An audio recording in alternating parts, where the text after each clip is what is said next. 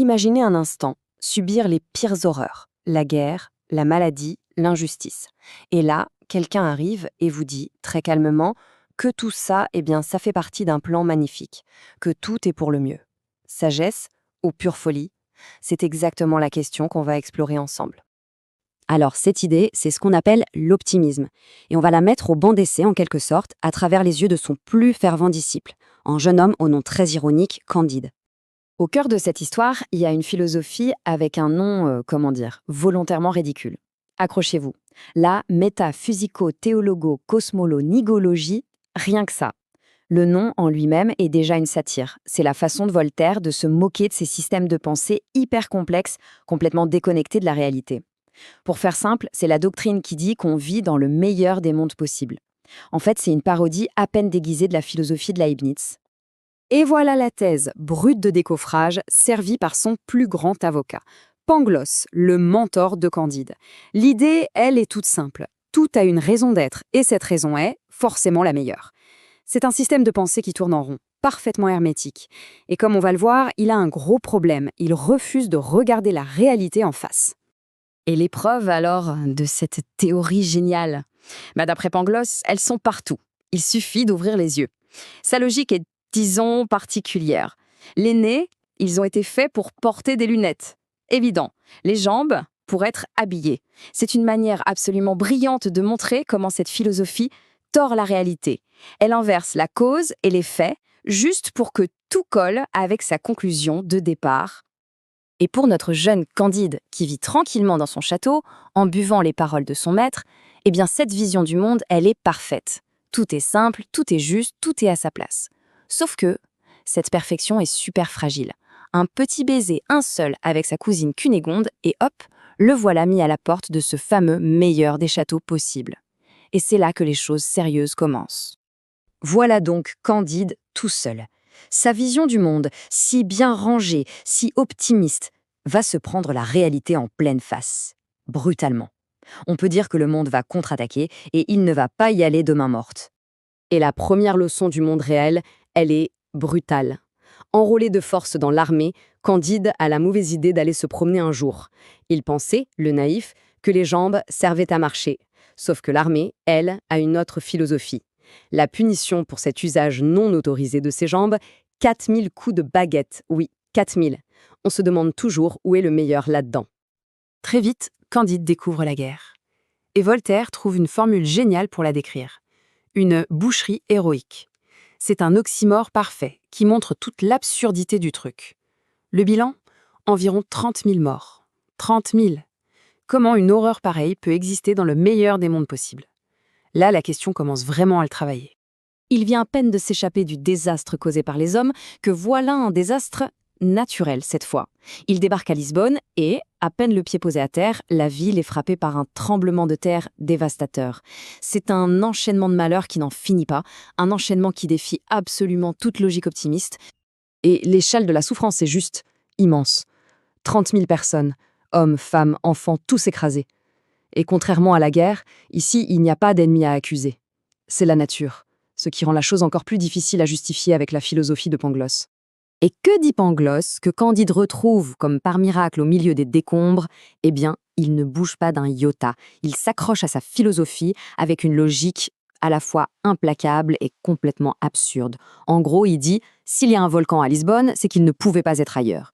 Pour lui, même cette destruction massive, c'est la preuve que tout était nécessaire et donc que tout est pour le mieux. Et comme si ça ne suffisait pas, pour couronner le tout, Candide découvre la cruauté de la superstition humaine. La solution des sages de la ville pour éviter un autre tremblement de terre, un autodafé, un grand spectacle de sacrifice humain. Et les coupables? Ils sont choisis pour des raisons hallucinantes. Pangloss est pendu pour avoir parlé, et Candide, lui, est fouetté juste pour avoir écouté. C'est absurde. Là, c'est le point de rupture. C'est trop. Après avoir vu son maître se faire pendre, après avoir été fouetté lui-même pour calmer la terre, Candide pose, elle, question. La question qui fait tout s'effondrer. Elle est toute simple, mais elle est dévastatrice pour la philosophie de Pangloss. Si c'est ça le meilleur des mondes possibles, alors comment sont les autres? Mais l'histoire ne fait pas que détruire cette philosophie. Elle propose aussi autre chose, une alternative. C'est le moment de faire un tour en Eldorado, un lieu qui sert de contre-argument parfait, un aperçu de ce à quoi un monde vraiment bien pourrait ressembler. L'Eldorado, c'est simple, c'est l'exact opposé de tout ce que Candide a vu jusqu'ici. Là où il y avait la guerre et la persécution, ici, c'est la paix. Là où il y avait le dogme et la superstition, ici, c'est la raison et la science. C'est un monde qui est basé sur la logique, sur le bien-être de tous, et pas du tout sur une foi aveugle qui répète que tout est pour le mieux. Là-bas, la vie est radicalement différente. Imaginez, les enfants jouent avec de l'or et des rubis comme si c'était de vulgaires cailloux. Les auberges sont gratuites, financées par l'État. Et la plus grande institution, ce n'est pas une église, c'est le Palais des Sciences. C'est une utopie, oui, mais une utopie qui repose sur une organisation rationnelle de la société, pas sur la simple croyance que tout est bien. Même leur religion est différente. Eux, ils ne prient pas pour demander des choses, ils remercient, tout simplement. C'est une vision qu'on appelle déiste. L'idée d'un dieu qui aurait créé le monde, un peu comme un horloger crée une montre, et qui ensuite le laisse fonctionner. Le contraste avec le fanatisme religieux que Candide a vu à Lisbonne est saisissant. Et pourtant, Candide décide de quitter ce paradis. Mais pourquoi? Parce que l'être humain est compliqué. La perfection matérielle, ça ne suffit pas s'il manque l'essentiel, ce que le cœur réclame. Et Candide, lui, il veut retrouver Cunégonde.